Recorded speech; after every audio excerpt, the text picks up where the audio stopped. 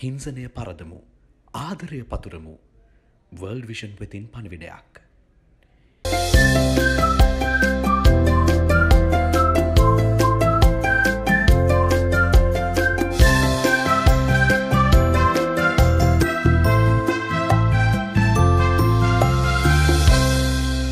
ආයිබෝවන් ජීවිතේ සහ පාඩම් පොත යා කරන පන්තියක් නැති අමුතු ඉස්කෝලේ ITN ටෙලිවිෂන් ඉස්කෝලේ. අද ටෙලිවිෂන් ඉස්කෝලේ පාඩම මොකද්ද? නිතර කරන නමුත් නිතර කතා නොකරන පාඩමක් ගැනයි අද ටෙලිවිෂන් ඉස්කෝලෙන් කතා කරන්නේ. නැතුවම බැරි වෛද්‍ය පරීක්ෂණ. මා කැමති අපේ ගුරු මණ්ඩලයේ මුලින්ම හඳුන්වා දෙන්න අපේ ආරාධනෙන් අද ටෙලිවිෂන් ඉස්කෝලේට සහභාගී වෙනවා කොළඹ ජාතික රෝහලේ රසායන ව්‍යාධි වේදේ පිළිබඳ විශේෂඥ වෛද්‍ය ගයා කටුලන්ද මහත්මිය. ආයිබෝවන් ගරුණාතුව ටෙලිවිෂන් ඉස්කෝලේට පිළිගන්නවා. ඒ වගේම අපේ කීර්තිමත් ජීව විද්‍යා ගුරුතුමා තිස්සජන්නායක ගුරුතුමා ආයිබෝවන් ගෞරවණීයව පිළිගන්නවා. එතුමා ශුද්ධ ජීව විද්‍යාව පිළිබඳ උපාධිධාරියෙක්. ඒ වගේ මනෝ විද්‍යාවත් හදාarලා තියෙනවා පශ්චාත් උපාධියකට. ඒකත් වටිනවා මේ පාඩම ගැන කතා කරද්දී.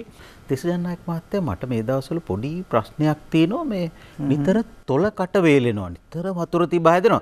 රැට නිතර මේ මුත්‍රා යනවා. කියන දොට්ට යනවා කීප විටක්. ඉතින් දවල්ටත් යනවනේ කීප විට. මේකටත් හරි නෑ එච්චර. ඇඟ රිදෙනවා හරි තෙහෙට්ටුයි. මොකද්ද කියලා හිතාගන්න මට එපා වෙලා තියෙන්නේ. ඇත්තට මොකක් වෙන්න පුළුවන්? මොකද්ද මම කරන්නේ හැබැයිටම? ඕක අසන්ත මහත්මයා අපිට එක පාටම තීරණයක් ගන්න බෑ. මම ජීව විද්‍යා ගුරුවරයෙක් විදිහට අපි වෛද්‍යවරයෙක් හම්බ වෙන්න ඕනේ මේ. නමුත් මට හිතෙනවා ඒ වෛද්‍ය උපදෙස් අරගෙන අපි මේ බ්ලඩ් එකක් පොඩ්ඩක් බැලුවා නම් හොඳයි. බ්ලඩ් ටෙස්ට් එකක් කරලා. මොකද බ්ලඩ් ටෙස්ට් එකක් කරලා බලලා තමයි අපිට නිගමනයකට එන්න වෙන්නේ.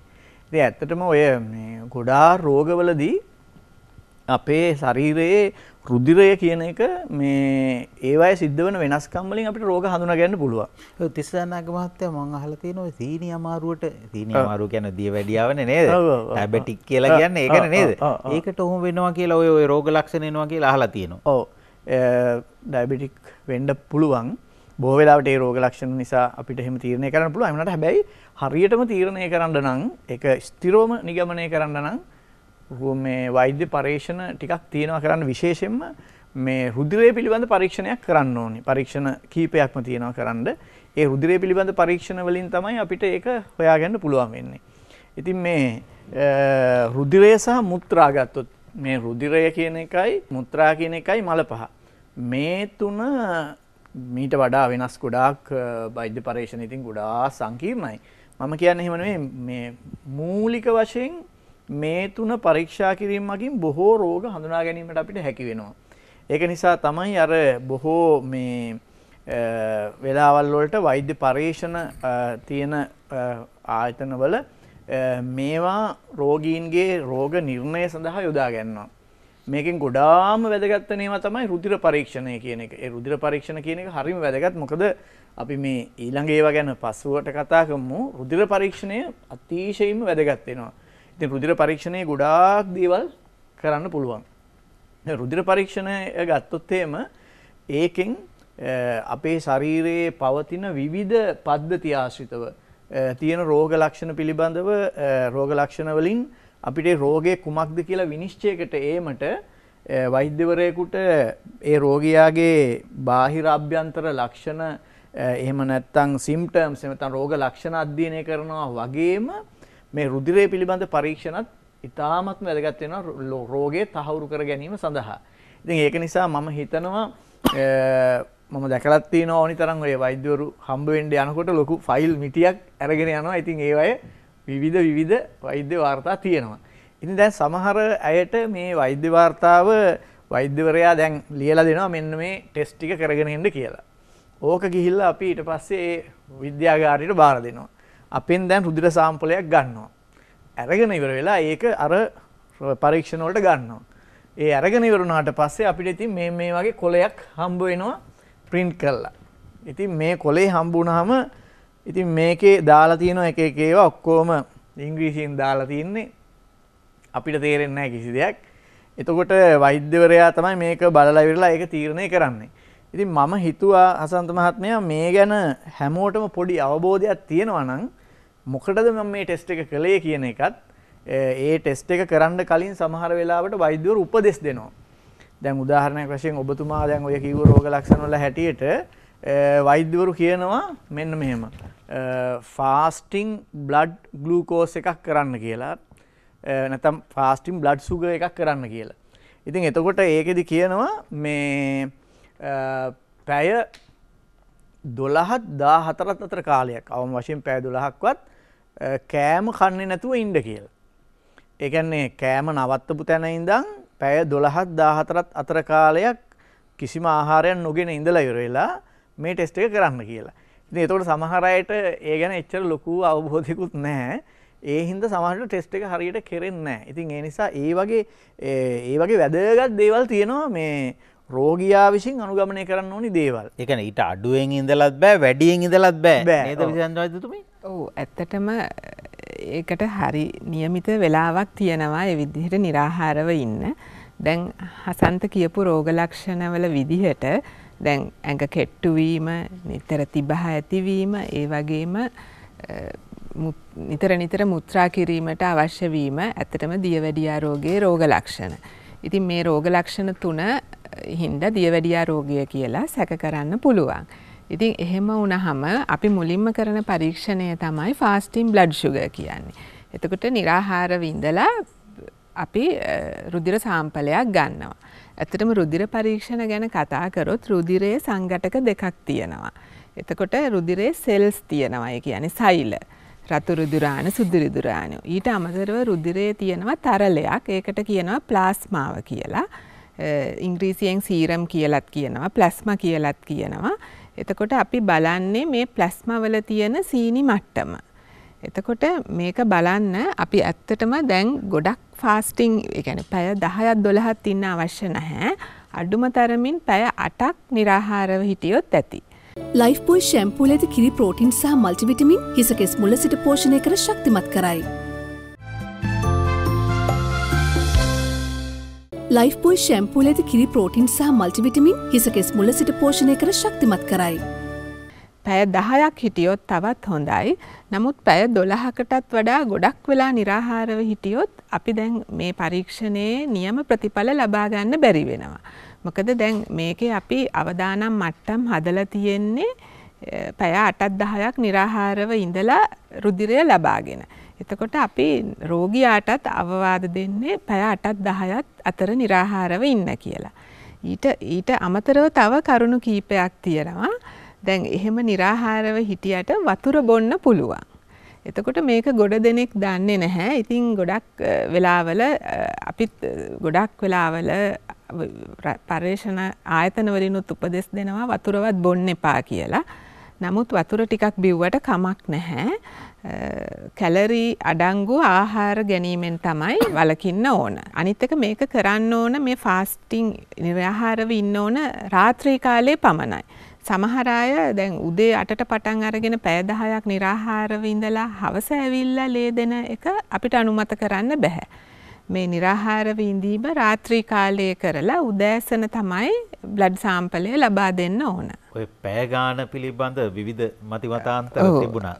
ඉස්සර කියපු පෑ ගාන නෙවෙයි දැන්.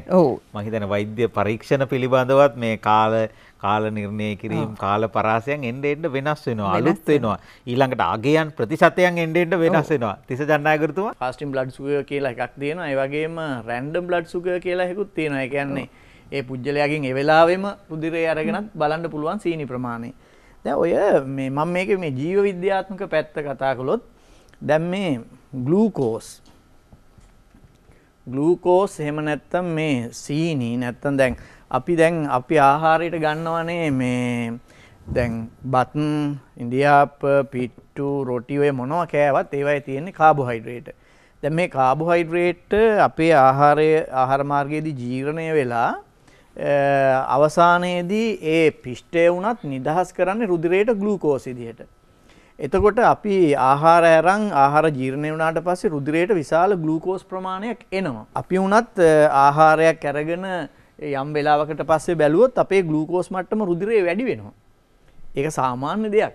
සාමාන්‍යයෙන් රුධිරයේ ග්ලූකෝස් කියන එක තියෙන්න ඕනේ.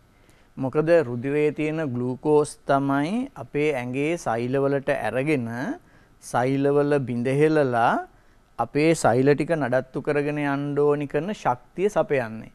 අපේ හෘදය, අපේ මොළය, අපේ වකුගඩු, අක්මාව මේ හැම අවයවයකටම මේ ග්ලූකෝස් අත්‍යවශ්‍යයි. මේ ග්ලූකෝස් මට්ටම ගොඩක් අඩු වුණොත් එහෙම ඒක බරපතල ප්‍රශ්නයක් බවට පත් වෙන්න පුළුවන්. වාසනාවකට අපේ රටේ හැබැයි අසන්ත මහත්තයා ග්ලූකෝස් අඩු වෙලා නම් තියෙන ප්‍රමාණය බොහොම කලාතුරකින් තමයි වාර්තා වෙන්නේ.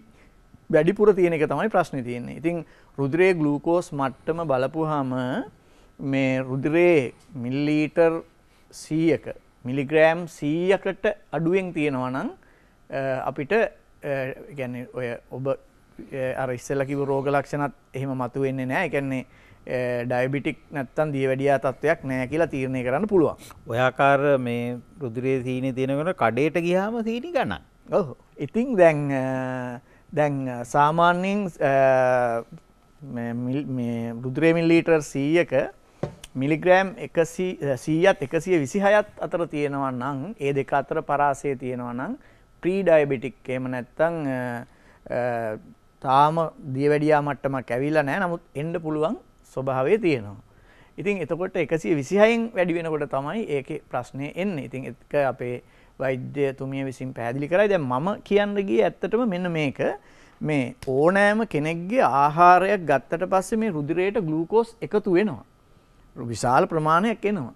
ඒ ඇවිල්ලා ඉවර වෙලා ඒ ග්ලූකෝස් අපේ තියෙන ඉන්සියුලින් කියන හෝමෝනය මගින් සිදු කරන ක්‍රියාවලිය නිසා රුධිරයේ තියෙන ග්ලූකෝස් ග්ලයිකොජන් කරලා අපේ පේශි සෛලවල තැම්පත් කරනවා. නැත්නම් අක්මාවේ තියෙන සෛලවල තැම්පත් කරනවා. එතකොට අර ග්ලූකෝස් ලෙවල් එක අඩු වෙනවා. નિયમિત ගානට අඩු වෙනවා. දැන් කෙනෙක් ආහාර අරගෙන පැය 8ක් 10ක් අතර කාලයක් ඉඳලත් ඒ નિયમિત මට්ටමට වඩා අඩු වෙන්නේ නැත්නම් අපිට තීරණය කරන්න පුළුවන් එයාගේ රුධිරයේ ග්ලූකෝස් මට්ටම පාලනය කරන යාන්ත්‍රණය හරියට වෙන්නේ නැහැ කියලා.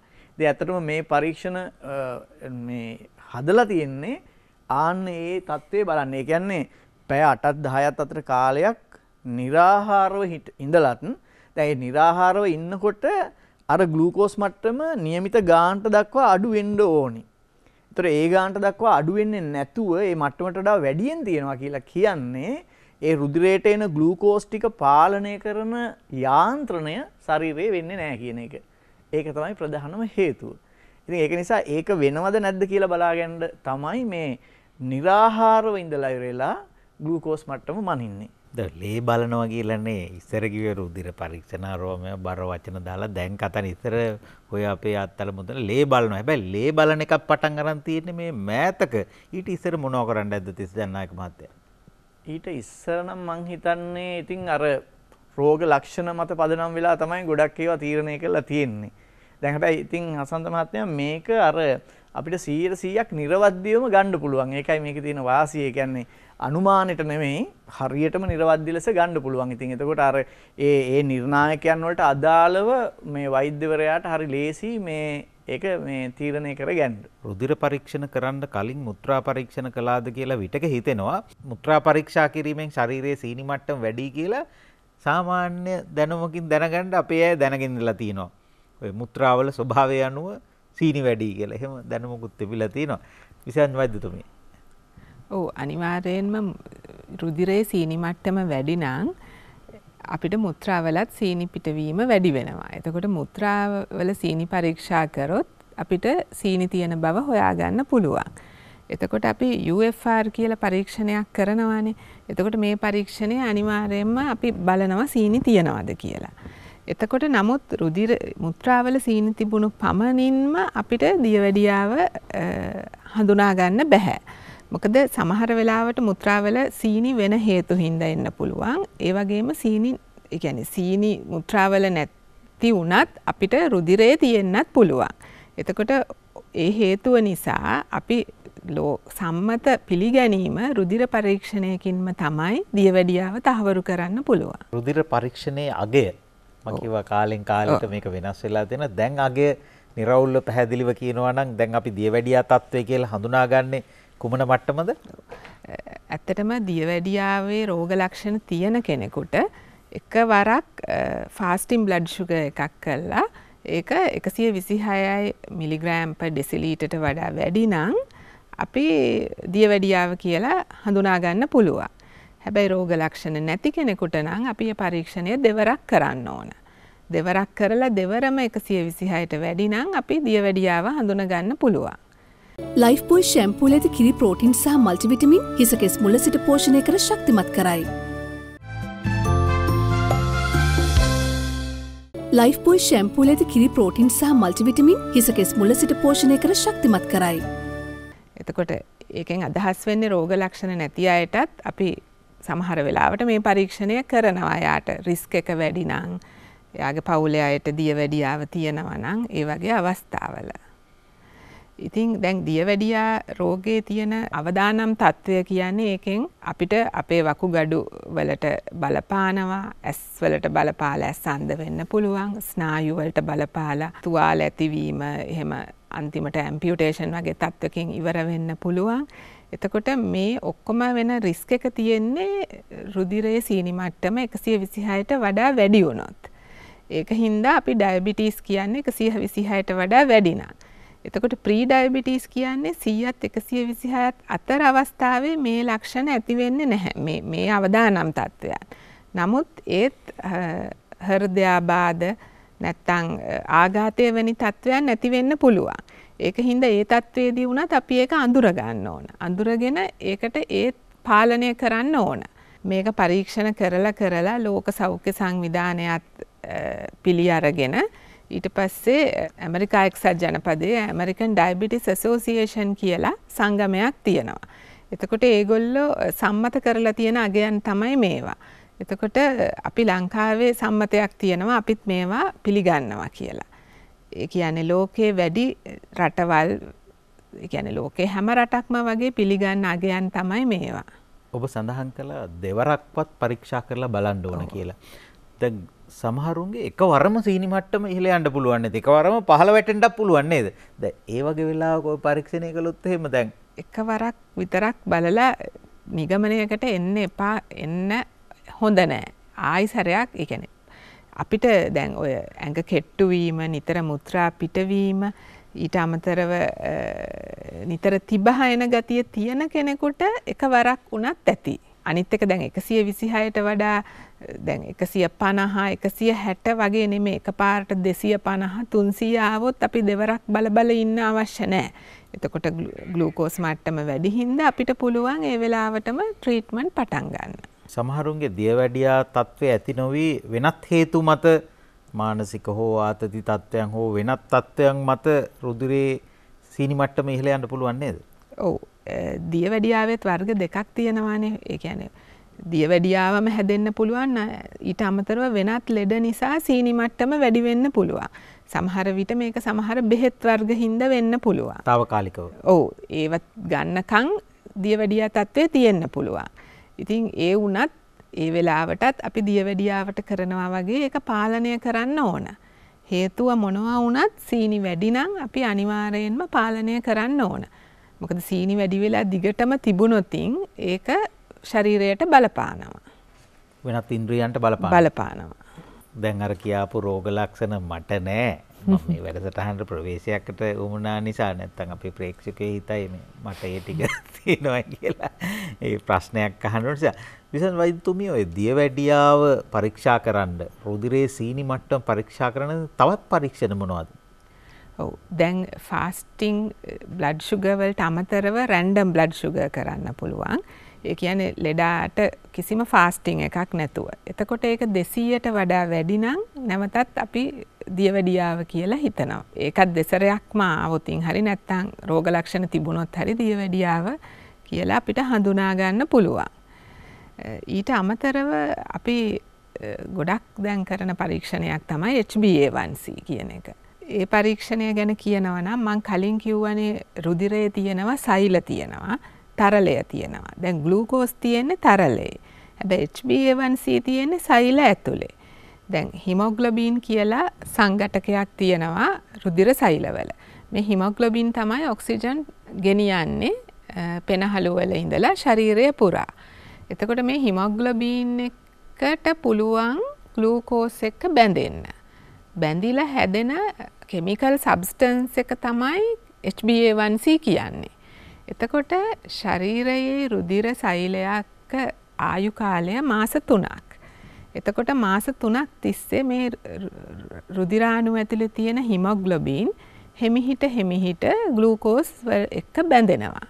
එතකොට ග්ලූකෝස් මට්ටම වැඩි නම් මේ බැඳීම වැඩි. එතකොට අපි HbA1c වලින් බලන්නේ ග්ලූකෝස් සමග බැඳුණු හිමොග්ලොබින් ප්‍රතිශතය.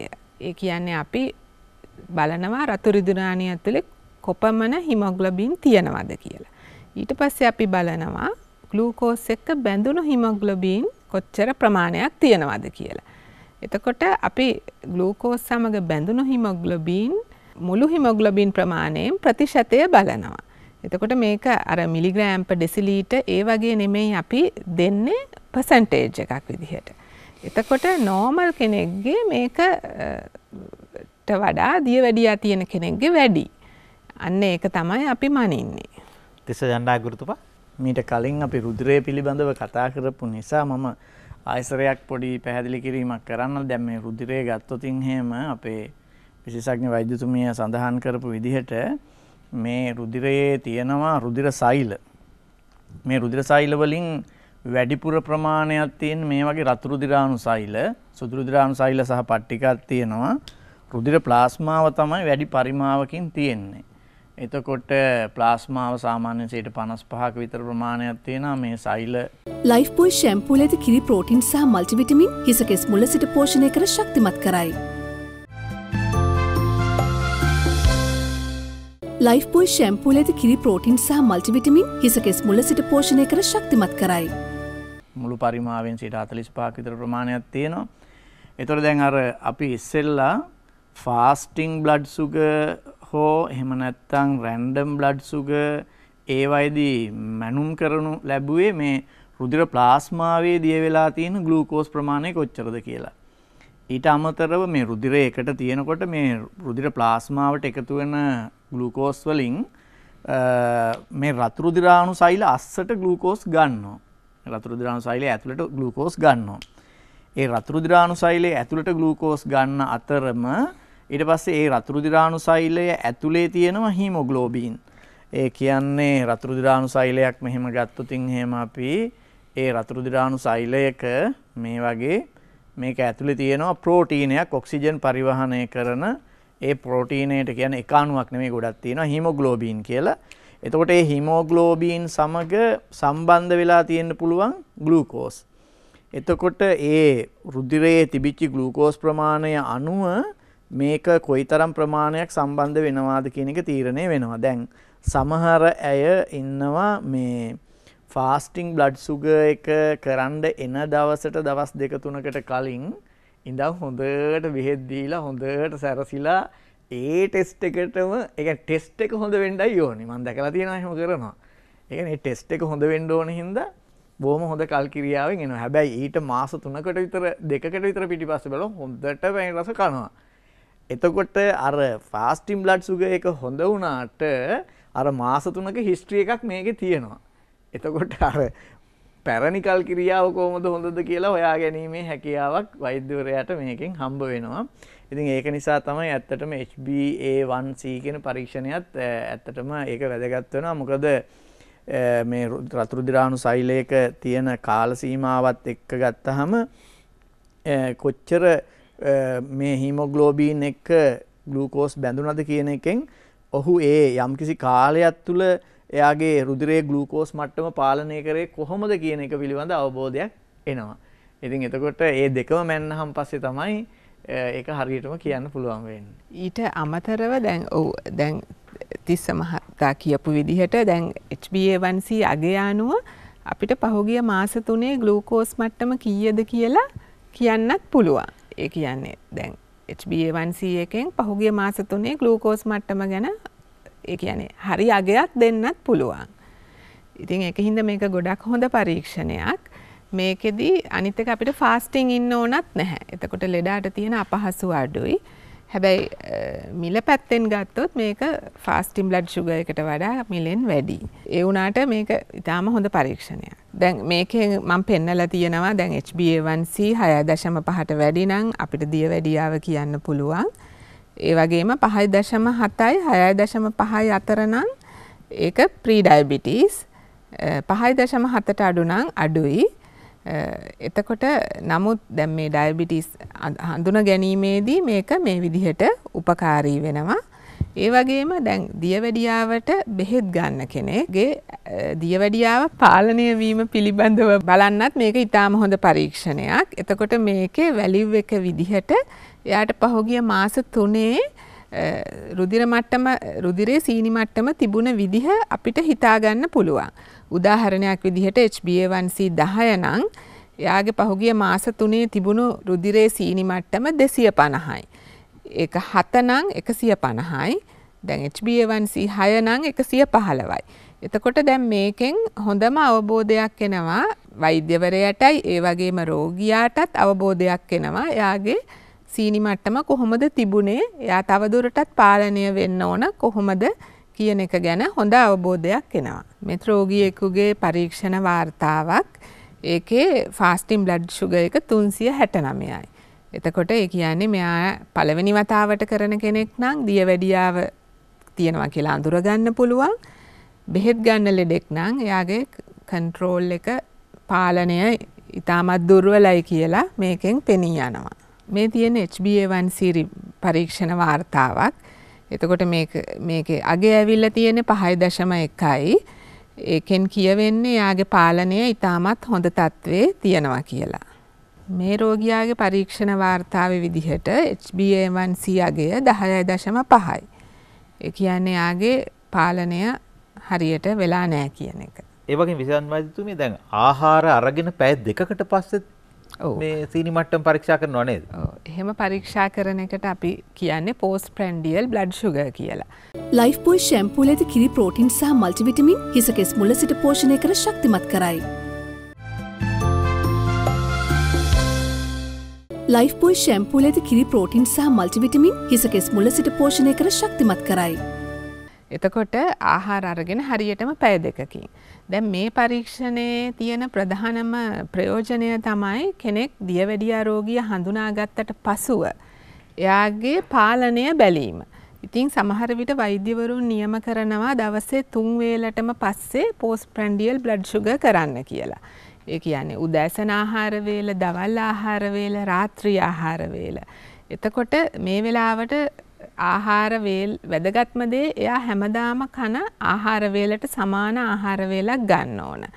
ආහාර වේල ගන්න පටන් ගත්තට පස්සේ විනාඩි 10ක් 15ක් ඇතුළත ආහාර වේල අරගෙන ඉවර කරන්න ඕන. ඊට පස්සේ පටන් ගත්ත වෙලාව ඉඳලා පැය 2කින් තමයි අපි බ්ලඩ් සාම්පලය ලබා ගන්න ඕන. ඉතින් සාමාන්‍යයෙන් මේක 140ට වඩා අඩුවෙන් තියාගන්න ඕන හොඳට පාලනය කරන කෙනෙක් නම් දියවැඩියාව. 140ට වඩා වැඩි නම් ඒ කියන්නේ යාගේ පාලනය දුර්වලයි කියලා තමයි අපිට හිතා ගන්න පුළුවන්. තවත් අපි කරනවා බ්ලඩ් ෂුගර් සීරීස් කියලා එකක්. එතකොට මේකෙදී අපි දවසේම ලෙඩාගේ ග්ලූකෝස් මට්ටම රුධිරයේ වෙනස් වෙන ආකාරය ගැන වෛද්‍යවරයාට හොඳ අවබෝධයක් ගන්න පුළුවන්. එතකොට මේක කරාම බෙහෙත් අඩු වැඩි කරන්න, ඉන්සියුලින් අඩු වැඩි කරන්න පුළුවන්. එතකොට ඒක උදේ පාන්දර ගන්නවා, උදේ ආහාර අරගෙන පැය 2කින් ගන්නවා, දවල් ආහාරයට කලින්, දවල් ආහාරය අරගෙන පැය 2කින්, ඊට පස්සේ රාත්‍රී ආහාරයට කලින් සහ රාත්‍රී ආහාරය අරගෙන පැය 2කින් ගන්නවා. මේකත් දියවැඩියා පාලනය බලන්න කරන ටෙස්ට් එකක්. ගොඩක්ම මේක වැදගත් වෙන්නේ ගර්භණී මව්වරුන්ට දියවැඩියාව හරියටම පාලනය කරන්න ඕන නිසා මේක වැදගත් වෙනවා. හොඳයි. නැතුවම බැරි වෛද්‍ය පරීක්ෂණ ගැන අප කතා කරමින්නේ තෙස ජනනායකතුමා. හොඳයි. දැන් අපි අපේ වෛද්‍යතුමියත් එක්ක සාකච්ඡාවේදී ඔබ මම හිතන්නේ විශාල දැනුමක් ලැබෙන්න ඇති. මොකද හසන්ත මහත්මයා ලංකාවේ ඇත්තටම බරපතල මේ බෝ නොවන රෝග ගණයේ තියෙන බරපතලම හානිකර තත්ත්වයක් තමයි මේ දියවැඩියාව කියලා කියන්නේ. දැන් ඔය ක්‍රොනික් කිඩ්නි ඩිසීසස් කියලා අපි කියන්නේ ඒවට ගියාම දැන් අර හඳුනා නොගත් වකුගඩු රෝග තියෙනවා CKDU කියලා. ඒක ඇරුණහම ලංකාවේ වකුගඩු නරක් වෙන්න බලපාලා තියෙන ප්‍රධාන ප්‍රශ්නයක් තමයි මේ දියවැඩියාව කියන එක. මේ පොඩි ළමයින්ටත් තියෙනවා කියනවා. ඔව් පොඩි ළමයින්ට පවා තියෙනවා. ඉතින් ඒක නිසා මම හිතනවා අපි මේ පටන් ගන්නකොටම වෛද්‍ය පරීක්ෂණ මගින් තව රෝග අනන්ත අප්‍රමාණ ප්‍රමාණයක් පරීක්ෂණ කරන්න පුළුවන්. ඒවා ගැන දත්ත ලබා ගන්න පුළුවන් මේ වෛද්‍ය පරීක්ෂණ මගින්. අපි විශේෂයෙන්ම අවධානය යොමු කළේ වැඩිම පිරිසකට වැදගත් නොවන මේ වෛද්‍ය පරීක්ෂණ පැත්ත මොකක්ද කියන එක. ඒකෙදි තමයි අපි මෙන්න මේ ප්‍රධාන පරීක්ෂණ 4ක් ගැන අපි ප්‍රධාන වශයෙන් කතා කරා. ෆාස්ටිං බ්ලඩ් සුගර් කියන එක. ඒ කියන්නේ පැය 8ත් 10ත් අතර කාලයක් निराहारව හිටපුවාම ඔබගේ රුධිරයේ ග්ලූකෝස් මට්ටම කොච්චරද කියන එක. සාමාන්‍යයෙන් ඒක 100ට අඩුවෙන් තියාගන්න පුළුවන් නම් බොහොම හොඳයි කියන එක තමයි එකෙන් කියවෙන්නේ. 100ට අඩුවෙන් පවතිනවා නම් 100-126 අතර යම්කිසි අවදානම් තත්වයක් තියෙනවා. ප්‍රී ඩයබටික් කියලා තමයි කියන්නේ. 126ට වඩා වැඩි නම් තමයි ඩයබටික් තත්වයකට එනවායි කියලා අපි කියන්නේ වෛද්‍ය විද්‍යාවේදී. ඒතර රැන්ඩම් බ්ලඩ් සුගර් කියලා ගත්තාම ඒ කියන්නේ ඕනෑම වෙලාවක ඔබගේ රුධිරය බිඳුවක් අරගෙන ඒකේ තියෙන ග්ලූකෝස් මට්ටම බලපුවාම ඒ පවතින ග්ලූකෝස් මට්ටම නිරාහාර මට්ටම නෙමෙයි. ඒක සාමාන්‍යයෙන් මිලිග්‍රෑම් 200ට අඩුවෙන් පවත්වනවා නම් තමයි වඩා හොඳ කියලා කියන්නේ. HbA1c කියන පරීක්ෂණය ඒකෙදි ඇත්තටම පසුගිය මාස 3ක රුධිරයේ ග්ලූකෝස් මට්ටම කොයි විදිහටද තිබුණේ කියන එක ගැන බලාගන්න සිදු කරන පරීක්ෂණය. ඒකෙදි එන්නේ ඇත්තටම අගයක් කියන්නේ ප්‍රතිශතයක් එන්නේ. ඒ ප්‍රතිශතය 6.5ට වඩා අඩුවෙන් තියාගන්න පුළුවන් නම් ඒක ඊටාම හොඳ තත්ත්වයක් කියලා තමයි අපිට කියන්න පුළුවන් වෙන්නේ. මේ නිර්ණායක අපි ඔබට කියන්නේ ඔබගේ වෛද්‍ය වාර්තාව හරහා ඔබට ඔබේ අවදානම කොච්චරද කියලා දැනගන්න. ඒ වගේම අර ආහාර ලබා ගත්තට පස්සේ පැය 2කට පස්සේ කරන පරීක්ෂණයේදී රුධිරයේ ග්ලූකෝස් මට්ටම මිලිග්‍රෑම් 140ට වඩා අඩුවෙන් තියෙනවා නම් ඔන්න ඩයබටික් වලින් තොරව ඉන්න පුළුවන් කියන මට්ටම තියාගන්න පුළුවන් වෙනවා. ඉතින් අපි මෙතෙන්දී අද කතා කරන්න බලාපොරොත්තු වෙන්නේ ඒවට කරන්න ඕනි ක්‍රියාමාර්ග ගැන නෙමෙයි වෛද්‍ය පරීක්ෂණ සහ ඒකේ ලැබෙන ප්‍රතිඵලය මත අපි කොහොමද නිර්ණය කරන්නේ මේ තත්ත්වයේ තියනවාද කියන එක පිළිබඳව. ඉතින් මේ දත්ත ටික ඔබට ගොඩාක්ම වැදගත් වෙයි. මේ ඇවිල්ලා අර කාලෙන් කාලෙට වෙනස් වෙනවා මේ වගේ දත්ත. දැන් මේ වෙනකොට වර්තමානයේ පවතින දත්ත ටික තමයි අපි ඔය ලබා දුන්නේ. මා කියවා ජීවිතයේ සහ පාඩම් පොතේ යා කරන අමුතු ඉස්කෝලේ කියලා. මේක පාඩම් පොතේ තියෙන පාඩමක්. මතක තියාගන්න විෂය නිර්දේශයේ යම් තැන්වල විවිධාකාරයෙන් මේ ආශ්‍රිත දැනුම පරීක්ෂා කරනවා. සමහර කරුණු තියෙනවා සාමාන්‍ය පෙළ උසස් පෙළ විභාගවලට අදාළව මේ වෛද්‍ය පරීක්ෂණ පිළිබඳ ප්‍රශ්න අහන අවස්ථා තියෙනවා. විෂය නිර්දේශයේ තියෙනවා. හැබැයි ජීවිතේට කොයිතරම් වැදගත්ද?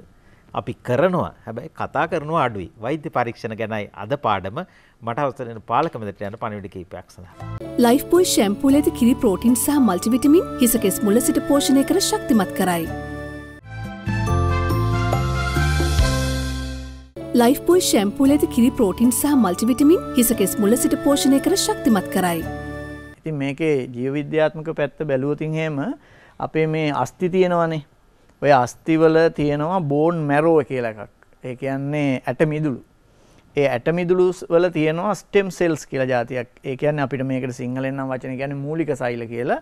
ඒ මූලික සෛල බෙදිලා තමයි අපේ රුධිර සෛල හදන්නේ. අපි ඇත්තටම රුධිරය හදන්නේ මේ බෝන් මැරෝ නැත්නම් ඇට මිදුළු වලින් ඒ තියෙන සෛල බෙදිලා තමයි හදන්නේ.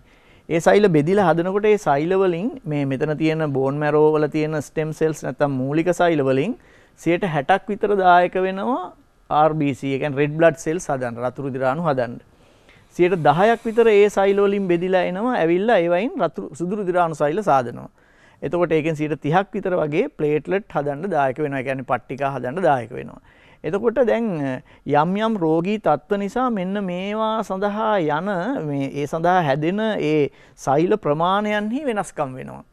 අන්නේ වෙනස්කම් හඳුනා ගැනීමෙන් අපිට යම් රෝග හඳුනා ගන්න පුළුවන් වෙනවා. දැන් උදාහරණයක් විදිහට ගත්තොත් එහෙම කිසියම් ආකාරයක ආසාදන තත්ත්වයක් තියෙනකොට මේ සාමාන්‍යයෙන් සුදු රුධිරාණු මිලිලීටරයක සුදු රුධිරාණු අපි හිතමුකෝ සෛල ඝන මිලිමීටරයක 10000ක් තියෙනවා කියලා.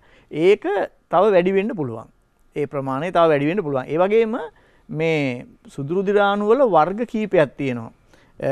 එකක් තමයි නියුට්‍රොෆිල කියලා තියෙනවා සෛල. ඊට පස්සේ ඉයොසිනොෆිල කියලා තියෙනවා. ඊට පස්සේ බේසොෆිල කියලා තියෙනවා. එතකොට මොනොසයිට කියලා තියෙනවා. ලිම්ෆොසයිට කියලා තියෙනවා. සෛල වර්ග ගණනාවක් තියෙනවා. එතකොට දැන් මේ සෛලවල ප්‍රමාණයනුත් මේ ෆුල් බ්ලඩ් කවුන්ට් එකකදී බලනවා. ඒ බලනකොට දැන් උදාහරණයක් විදිහට ගත්තොත් එimhe මේ නියුට්‍රොෆිල ගොඩාක් වැඩි වෙලා සුදු රුධිරාණුත් වැඩි වෙලා ඒකේ නියුට්‍රොෆිල ගොඩක් වැඩි වෙලා නම් අපිට සාමාන්‍යයෙන් අනුමාන කරන්න පුළුවන් බැක්ටීරියා ආසාදනයක් වෙන්න පුළුවන් කියලා. ඒ වගේම මේ සුදු රුධිරාණු සංඛ්‍යාව වැඩි වෙලා ලිම්ෆොසයිට් ප්‍රමාණය වැඩි වෙලා නම් නියුට්‍රොෆිල වල ලොකු වැඩිවීමක් නැත්නම් එතකොට අපිට සාමාන්‍යයෙන් අනුමාන කරන්න පුළුවන් වෙනවා මේක වෛරස් ආසාදනයක් වෙන්න ඇති කියලා. ඒතර ඒ විදිහට අර ඒ සෙල්ස් ප්‍රමාණය අඩු වැඩිවීම මත අපිට සමහර රෝග පිළිබඳ අනුමාන කරන්න පුළුවන්. ඒ වගේම මේ රුධිර පට්ටිකා සංඛ්‍යාව අඩු වෙන රෝගක් තියෙනවානේ. විශේෂයෙන් ඩෙන්ගු වගේ රෝගවලදී රුධිර පට්ටිකා සංඛ්‍යාව අඩු වෙනවා. ඒ වගේම ඔය පණු රෝග තියෙනකොට ඉයොසිනොෆිල කියන මේ සෛල වර්ගයේ තියෙනවානේ සුදු රුධිරාණු සෛල වර්ගයේ ඉයොසිනොෆිල වැඩි වෙනවා. ඒ වගේම හසන්ත මහත්මයා සමහර විට එහෙම ආසාදන නැතුව මේ සුදු රුධිරාණු ප්‍රමාණය සමහර වෙලාවට 10000ක් පමණ තියෙන්න ඕන එක 20000කටත් වඩා වැඩි වෙන අවස්ථා තියෙනවා. ඒතර මේ ස්ටෙම් සෙල්ස් වලින් මේක හදන ප්‍රමාණය වැඩි වුණාම සුදු රුධිරාණු හදන ප්‍රමාණය වැඩි වුණාම අර රතු රුධිරාණු වලින් හදන ප්‍රමාණය අඩු වෙනවා. මොකද මේ ටිකෙන්මනේ හදන්න ඕනේ. ඉතින් ඒ නිසා සමහර වෙලාවට ඔය ලියුකේමියා වගේ තත්ත්වවලදී සුදු රුධිරාණු සංඛ්‍යාව බෙහෙවින් වැඩි වෙන අතර ඊට අමතරව ඒක වැඩි වෙන හේතු කොටගෙන රතු රුධිරාණු සංඛ්‍යාව හෝ පට්ටිකා සංඛ්‍යාව අඩු වෙන්න පුළුවන්. එතකොට රතු රුධිරාණු සංඛ්‍යාව අඩු වුණාම බොහෝ වෙලාවට අර තෙහෙට්ටුව, නිදිමත ගතිය, ඇඟට පණ නැති ගතිය ඒ වගේ තත්ත්ව වෙනවා. මොකද ඒකේ තියෙන හිමොග්ලෝබින් ප්‍රමාණය අඩු වුණාම.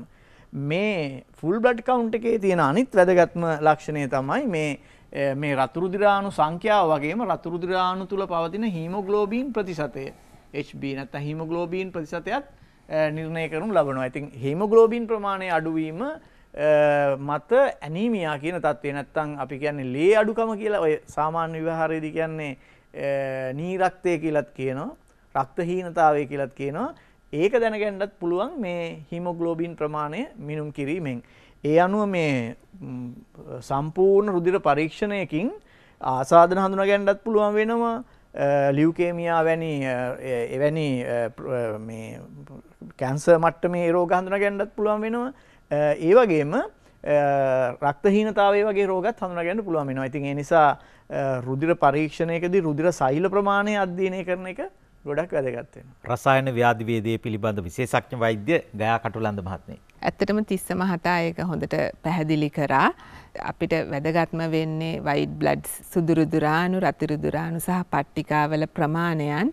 එතකොට සුදු රුධිරාණු වැඩි වෙන්නේ කියන්නේ නියුට්‍රොෆිල වැඩි වෙන්නේ බැක්ටීරියල් ඉන්ෆෙක්ෂන් එකක් නිසා, ලිම්ෆොසයිට්ස් වැඩි වෙනවා වෛරල් ඉන්ෆෙක්ෂන් එකක් හින්දා, ඉයොසනොෆිල්ස් වැඩි වෙන්න පුළුවන් ඇලර්ජි ඒ කියන්නේ අසාත්මික තත්ත්වයන් හින්දා සහ පණු රෝග නිසා. ඉතින් ඒ වගේම ෆුල් බ්ලඩ් කවුන්ට් එකක වැදගත්ම දෙයක් තමයි හිමොග්ලොබින් කියන්නේ. ඒකෙන් අපිට රක්තහීනතාවය අඳුර ගන්න පුළුවන්. ප්ලේට්ලට් අඩු වෙනවා ඩෙන්ගු වගේ ආසාදන තත්ත්වයන් වල. බරපතල ලෙසම අඩු වෙනවා ඩෙන්ගු වල. ඔව් ඩෙන්ගු වල බරපතල ලෙසම අඩු වෙනවා. ඒ කියන්නේ නෝමල් ලෙවල් එක කියන්නේ 1,50,000 ඉඳලා 4,50,000ට ඝන මිලිමීටර් එකකට. ඉතින් ඩෙන්ගු වලදී ඇත්තටම ගොඩක් අඩු වෙනවා. 50 60 ඒ වගේ 5 10 වගේ තත්ත්වයන් වලටත් යන්න පුළුවන් වෙනවා. ඉතින් ගොඩාක්ම අපි ක්ලෝස්ලි මොනිටර් කරන්න වෙනවා ප්ලේට්ලට් ලෙවල් එක ඩෙන්ගු වගේ තත්ත්වයන් වලදී. ඒ කියන්නේ තිසදන්නාගේ මත මදුරුව අනින්නේ බහින්නම තමයි නේද? ඒ කියන්නේ දුරුවා හරහා එන වෛරසේ බලපෑම හේතු කොටගෙන මේ අර ස්ටෙම් සෙල්ස් වලට ඇති වෙන බලපෑම නිසා රුධිරයේ පට්ටිකා සංඛ්‍යාව අඩු වෙනවා. ඒක රුධිරයේ පට්ටිකා සංඛ්‍යාව අඩු වීම හේතු කොටගෙන රුධිරයේ කැටි ගැසීමට ඇති වෙන බාධාවක් එනවා. ඒතර ඒ බාධාව නිසා බොහෝ විට ඇඟ ඇතුලේ තියෙන අවයවවල ඉන්ටර්නල් බ්ලීඩින් නැත්නම් අභ්‍යන්තර රුධිර ගැලීම් කියන තත්ත්වයටපත් වෙන්න පුළුවන්. ඒක නිසා තමයි ඒකේ ලොකු භයානකමක් තියෙන්නේ. ඒ වගේම හසන්ත මහත්මයා අර දැන් මෙහෙම දෙයක්ත් තියෙනවා. මේත් එක්කම මට කියන්න ඕනේ දැන් අර මම කියවනේ ලියුකේමියා වගේ රෝගී තත්ත්වයකදී මෙතන සුදු රුධිරාණු සංඛ්‍යාව 10000ට තියෙන්න ඕන එක 20000ට විතර වගේ වැඩි වෙනවා කියලා. ඒක වැඩි වෙනවත් එක්කම ඒ ස්ටෙම් සෙල්ස් වලින් ඒක හදන ප්‍රමාණය වැඩි වුණාම දැන් අපි හිතනවා සුදු රුධිරාණු වැඩි වුණාම ප්‍රතිශක්තිය වැඩි වෙයි කියලා. ඒක සුදු රුධිරාණු ප්‍රතිශක්තියට හේතු වෙනවනේ. නමුත් ඇත්තටම මෙතන වෙන්නේ මේ සුදුරු දිරාණු ස්ටෙම් සෙල්ස් වලින් හදනකොට නැත්නම් මූලික සෛල වලින් සුදුරු දිරාණු හදනකොට ඇතිවන යම්කිසි විකෘතියක් නිසා විකෘති සුදුරු දිරාණුවක් තමයි හැදෙන්නේ. එතකොට ඒ විකෘති සුදුරු දිරාණුවේ සංඛ්‍යාව තමයි වැඩි වෙන්නේ. එතකොට විකෘති වෙච්ච සුදුරු දිරාණු සංඛ්‍යාව ඒක වැඩි වෙනවම නිසා සුදුරු දිරාණු වැඩි වුණත් සංඛ්‍යාවෙන් වැඩි වුණාට එයාගේ ප්‍රතිශක්තිකරණය අඩුයි. ඉතින් එතකොට මේ දැන් අර ඒ සුදුරු දිරාණු වල ව්‍යුහයේ ලොකු ලොකු වෙනස්කම් ඇති වෙනවා. එවැනි සැකයක් තියෙනකොට තව පරීක්ෂණයක් තියෙනවා බ්ලඩ් පික්චර් කියලා. එතකොට ඒ රුධිරයේ ටිකක් අරගෙන ඒකේ රුධිර සෛල අරගෙන ඒ රුධිර සෛල වර්ණ ගන්නවලා විශේෂඥයෙක් විසින් ඒ රුධිර සෛලවල සුදුරු දිරාණු සෛලවල එවැනි විකෘති අසාමාන්‍යතාවයන් තියෙනවාද කියලා තහවුරු කරගන්නවා. ඒ කියන්නේ ලයිෆ් බොයි ෂැම්පූල ඇති කිරි ප්‍රෝටින් සහ මල්ටිවිටමින් හිසකෙස් මුල සිට පෝෂණය කර ශක්තිමත් කරයි. ලයිෆ් බොයි ෂැම්පූල ඇති කිරි ප්‍රෝටින් සහ මල්ටිවිටමින් හිසකෙස් මුල සිට පෝෂණය කර ශක්තිමත් කරයි. සුදුරු දිරාණු සංඛ්‍යාව අසාමාන්‍ය ලෙස වැඩි වෙනකොට ඒක ලියුකේමියා තත්ත්වයක්ද කියලා බලා ගැනීම සඳහා තව පරීක්ෂණයකට යනවා. ඒ තමයි බ්ලඩ් පික්චර් කියලා කියන්නේ රුධිර අඳුනක් පරීක්ෂා කිරීම කියන එක. ඒකෙදි කරන්නේ සුදුරු දිරාණු අරගෙන ඒවා වර්ණ ගන්නවලා ඒවය ඇබ්නෝමල් සෙල්ස් එහෙම නැත්නම් අසාමාන්‍ය රුධිර සෛල තියෙනවද කියලා අධ්‍යයනය කරනවා. ඉතින් ඒකත් එවැනි රෝග විනිශ්චයේදී වැදගත් වෙනවා. මොකද සුදුරු දිරාණු සංඛ්‍යාව ඕනෙකට වඩා වැඩි වෙනවා නම් ඒක ආසාදනයක් වෙන්නත් පුළුවන්. එහෙම නැත්නම් අර වගේ රුධිරය ආශ්‍රිත පිළිකා තත්ත්වයකට යන්නත් අවස්ථාව තියෙනවා.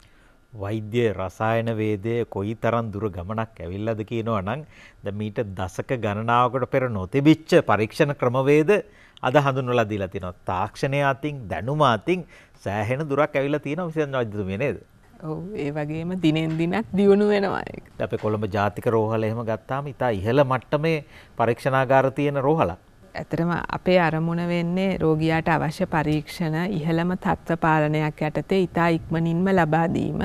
අනිත් එක දැන් අපි ටෙස්ට් වර්ග බෙදෙනවා routine test, special test, highly specialised test කියලා.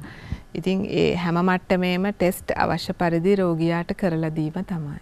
වෛද්‍යතුමිය ඔය ලේ බලන්න ඒ කියන්නේ රුධිර පරීක්ෂාව සඳහා සාම්පල් ගන්නවායි කියවනේ. සාම්පල් කියන්නේ මේ ලේ බෝතල් ගණන් ඇදලා ගන්න නෑ. පොඩ්ඩයි ගන්නෙ නේද? සාමාන්‍ය කොච්චරක් වගේද ගන්නෙ? ඇත්තටම කියනවා නම් දැන් ඉස්සර ගොඩාක් ලේ ගන්න අවශ්‍යතාවය තිබුණ පරීක්ෂණ කරන්න. මොකද ඉස්සර අපි පාවිච්චි කරපු උපකරණ ස්පෙක්ට්‍රොෆෝටෝමීටර් කියලා. එතකොට ඒකට එක ටෙස්ට් එකකටත් ලේ ලොකු ප්‍රමාණයක් ඕන. දැන් තාක්ෂණයේ දියුණු වීම නිසා දැන් fully automated analyzers වලින් තමයි මේ ටෙස්ට් ගොඩක් කරන්නේ. එතකොට මිලිලීටර් 2ක් විතර ලේ ගත්තොත් සමහර වෙලාවට ඒකෙන් ටෙස්ට් 10ක් 20ක් අතර ප්‍රමාණයක් වුණත් කරන්න පුළුවන්. එතකොට දැන් තාක්ෂණයේ දියුණුව ගැන කතා කරොත් ස්පෙක්ට්‍රොෆෝටෝමෙට්‍රි කියන ටෙක්නොලොජි එක පාවිච්චි කරනවා. ඒක දැන් ඊට අමතරව දැන් තවත් තියෙනවා හෝමෝන් ඇනලයිසර්ස්. ඒවයිදී අපි යූස් කරනවා ඇන්ටිබොඩි. ඒ කියන්නේ ඇඟේ තියෙන එක එක දේවල් වලට ප්‍රතිදේහ පාවිච්චි කරලා ඒ ප්‍රතිදේහ මගින් අපි ඇඟේ තියෙන හෝමෝන සහ වෙනත් සංඝටක හඳුනා ගන්නවා. ඉතින් ඊටත් එහා ගිය ටෙක්නොලොජීස් තියෙනවා. ඒවත් ඇත්තටම දැනට සමහර ජාතික රෝහලේ භාවිතා කරනවා.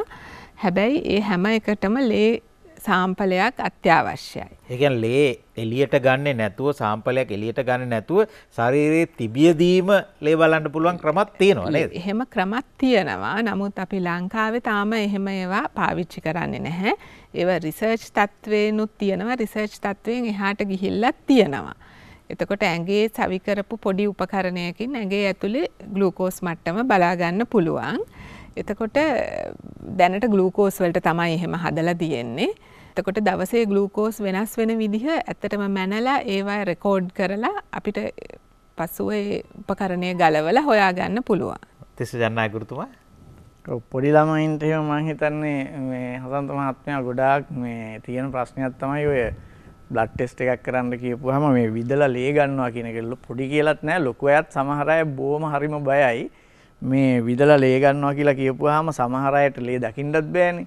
ඉතින් සමහර අය බොහොම මේ එහෙම මේ බය වෙලා තමයි බ්ලඩ් සාම්පල් එක ගන්න. පොඩි අයගෙන් ගන්න ගියාම සෑහෙන යුද්ධයක් කරන්නත් ඕනේ. මම හිතනවා ඉතින් අනාගතයේදී සමහර විට ලංකාවේ දරුවන්ටත් පුළුවන් ඔයනා ඉතින් හිතලා බලන්න රුධිරයේ සාම්පලයක් එළියට ගන්නේ නැතුව රුධිරය එළියට අදින්න නැතුව මේ කටුවකින් හිල් කරන්නේ නැතුව රතු රුධිරාණු සුදු රුධිරාණු එතකොට ග්ලූකෝස් මට්ටම ඒ වගේ ඒවා හොයන්න පුළුවන් ක්‍රමයක් හෙව්වොත් සෑහෙන ලොකු මේ දෙයක් තමයි. ඉතින් ඒ අර ලොකු අස්වැසිල්ලක් වෙයි මිනිස්සුන්ට. හොඳයි. රුධිර මේද පරීක්ෂණය ගැන එහෙම අපි ඉස්සරහට කතා කරන්න වෙන්නේ නේද? දැන් හසන්ත මහත්මයා අපි පූර්ණ රුධිර පරීක්ෂාව ගැන කතා කරනකොට විශේෂයෙන්ම කතා කරන්නේ හීමොග්ලෝබින් මට්ටම බලන්න ඕනි කියන එක. ඒතකොට මේ හීමොග්ලෝබින් මට්ටම කියන එක සෑහෙන වැදගත් වෙනවා ලංකාවේ. බොහෝ වෙලාවට ලංකාවේ මේ හීමොග්ලෝබින් මට්ටමේ අඩුව කියන එක නැත්නම් ඇනීමියා එහෙම නැත්නම් රක්තහීනතාවය කියන එක බොහෝ දුරට දකින්න ලැබෙනවා. මේ රක්තහීනතාවය නැති කරගන්න ඇත්තටම වැදගත් වෙන එක පැත්තක් තමයි පෝෂණය පැත්ත. දැන් ඔය හීමොග්ලෝබින් කියලා කියන්නේ ප්‍රෝටීනයක් තියෙනවා, ග්ලොබියුලර් ප්‍රෝටීනයක් ගෝලාකාර. ඒක හීම් කියලා කාණ්ඩයක් තියෙනවා. මේ හීම් කියන කාණ්ඩය හදන්න යකඩ ආයනය නැත්නම් Fe3 කියන ආයනය තමයි ඕනි. එතකොට දැන් මේ ඇනිමල් ඒ කියන්නේ මස් මාළු කිරි බිත්තර වගේ ඒ වයින් ලැබෙන ඒවාය ඒ අයනේ Fe3 විදිහටම තියෙනවා. එතකොට ශාක වලින් ලැබෙන ඒවාය ඒක තියෙන Fe2 විදිහට ඒක ආහාර මාර්ගයේදී තමයි Fe3 බවට පත් වෙන්නේ. ඉතින් සමහර වෙලාවට අපි දැන් ආහාර අරගෙන ඒ ආහාර ගත්ත සැනින් තේ හෝ කෝපි බොන පුරුද්දක් තිබුණොතින් එහෙම අර මේ අයන අවශෝෂණයට බාධාවක් වෙන්න පුළුවන්. ඒ නිසා අපේ ආහාරයේ අයන තිබිලත් ඒක අවශෝෂණය කරගන්න බැරි ප්‍රශ්නයක් ඇති වෙන්න පුළුවන්. ඊළඟට ලංකාවේ විශේෂයෙන්ම දකින්න ලැබෙනවා ඔය මේ කාන්තාවන්ගේ ඇනීමියා කියන තත්ත්වය. ඒකට ප්‍රධාන හේතුව තමයි අර ආර්තව අභාවයට ලක්වීමත් එක්ක සිදුවන රුධිර වහනය නිසා ඒ ඉවත් වෙන රුධිර ප්‍රමාණය හේතු කොටගෙන හීමොග්ලෝබින් ප්‍රමාණය අඩු වෙන්න පුළුවන්. ඉතින් මේ හැම එකේදීම වැදගත් වෙනවා ෆුල් බ්ලඩ් කවුන්ට් එකක් බලලා ඉවරලා හීමොග්ලෝබින් ප්‍රමාණය අඩු වෙනවද කියලා බලන එක. සාමාන්‍යයෙන් ඒකේ ප්‍රමාණය මේ 12.5කට වඩා අඩු වෙනවා නම් ඒක හොයලා බලන්න ඕනි මොන හේතුවක් නිසාද හීමොග්ලෝබින් ප්‍රමාණය අඩු වෙන්නේ කියලා. මොකද හීමොග්ලෝබින් ප්‍රමාණය අඩු වීම ශරීරයේ ගොඩාක් පද්ධති වලට හානිකර විදිහට බලපාන්න පුළුවන් නිසා. අද වැඩසටහනේ සීනි බැලුවනේ. ඊළඟ වැඩසටහනේ තෙල් බලමු නේද? රුධිර මේද විශ්ලේෂණය ඇතුළු තවත් පරීක්ෂණ පිළිබඳව අපි ඊළඟ ටෙලිවිෂන් ඉස්කෝලේ වැඩසටහනෙන් කතා කරන ඉතා වැදගත් නැතුවම බැරි වෛද්‍ය පරීක්ෂණ ගැන ටෙලිවිෂන් ඉස්කෝලෙන් කතා කරන්නේ. රසායන ව්‍යාධි වේදයේ පිළිබඳ විශේෂඥ වෛද්‍ය කටුලන්ද මහත්මියට ස්තුතිවන්ත වෙනවා. එතුමිය කොළඹ ජාතික රෝහලේ විශේෂඥ වෛද්‍යවරියක් හැටියට ක්‍රියා කරන මේ විශේෂ ක්ෂේත්‍රයේ. ඒ වගේම අපේ ප්‍රකට ජීව විද්‍යා ගුරුතුමා තිස්ස ජන්නායක ගුරුතුමාටත් ස්තුතිවන්ත වෙනවා.